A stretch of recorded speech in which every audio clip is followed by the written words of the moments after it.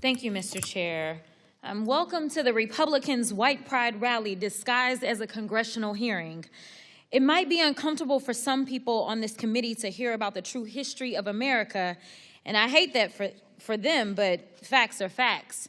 And it's a fact that there is a violent, exclusionary, discriminatory, sexist, and racist part of American history, where our indigenous populations were forcibly displaced from their land, where thousands of black people were unjustly lynched, where black people were denied the right to vote and they still trying to do it today, where women needed their husband's permission to open a bank account, where people with disabilities were routinely excluded from schools, workplaces, and public life, where 4 little black girls were murdered by the KKK at the 16th Street Baptist Church, and a lot of this wasn't that long ago. In fact, 3 of those little girls would be 77 and 1 would be 74. More than 40 members of Congress serving right now would be older than them. Ruby Bridges, who was the first black child to desegregate an all-white school, is only 71 years old. More than 100 members of Congress serving right now are older than her. So attacks on the Smithsonian or any other institution that's willing to tell the true history of America is not only an attempt to rewrite history, it's an attempt to erase history. So Dr. Blight, if Republicans are going to ban books, penalize schools and universities, attack museums, if states continue to change curriculum, where do Americans go to learn about the complicated, sometimes racist and violent parts of American history? Thank you for the question. I think they will have to keep going to the same institutions, and we have to keep fighting to preserve what we are doing in those institutions. They have to keep going to public schools. They have to keep going to their public libraries. They have to keep going to the great Smithsonian. Look, the purpose of history is to enlighten us, inspire us, trouble us, bother us, sometimes make us angry. I find it hard to believe that a young person could go through the Museum of American History and not come out at least inspired with the single most important thing, a sense of the past, a sense of history. Americans have to keep going to those places they trust.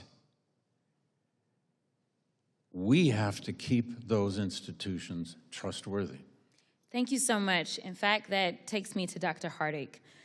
They accuse you and the Smithsonian of sowing division in this country. However, before the White House deleted it, the Departments of Justice and Homeland Security found the biggest domestic threat to the United States is violent white supremacists. So I have a couple of questions for you. First, to the best of your knowledge, has the museum ever been linked to any violent act that has occurred in the United States or against the U.S. government? Thank you, ma'am. Not to the best of my knowledge. I don't think many of these white supremacists can even read, but to the best of your knowledge, can you identify a single artifact in your museum that would divide the country? To the best of my knowledge, ma'am, no. I hope that they unite the country through a shared understanding of our past. Do you think, or do you ask the political affiliation of any of your employees before you hire them? Absolutely not, ma'am. It's against the Hatch Act of 1939. I'm glad that you know the law, but nevertheless.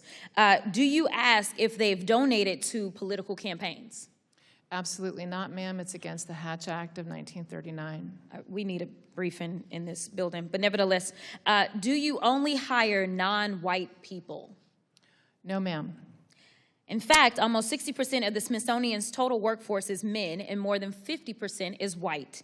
90% of Smithsonian employees making senior level pay are white, and 60% of them are men. I don't understand this fetish that these white guys with fragile egos have with trying to feel oppressed. It reminds me of the same people MLK was referring to when he said, quote, "They believe that American society is essentially hospitable to fair play and to steady growth towards a middle-class utopia embodying racial harmony, but unfortunately, this is a fantasy of self-deception and comfortable vanity."